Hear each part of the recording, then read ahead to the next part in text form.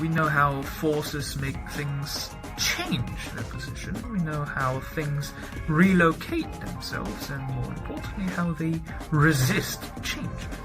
The torque is another form of force that is considered in the mechanics of drones. Think about torque as a form of turning force. Every time an object is expected to spin, a torque is applied.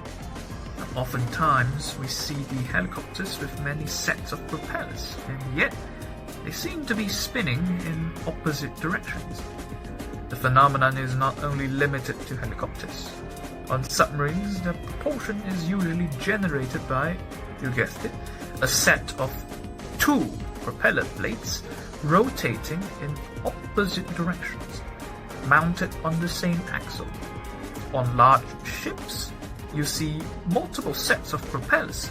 Though they may be mounted separately, they still obey a rule. That is, they spin in opposite directions. So why is that?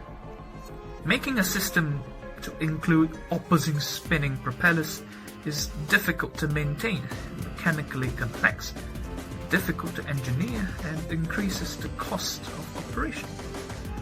Why do so many engineering marvels choose this system? The answer lies in the way propellers generate torque. So how do moving parts generate torques so huge to mechanically affect a system's stability? That's what you'll find out in our lesson. See you then.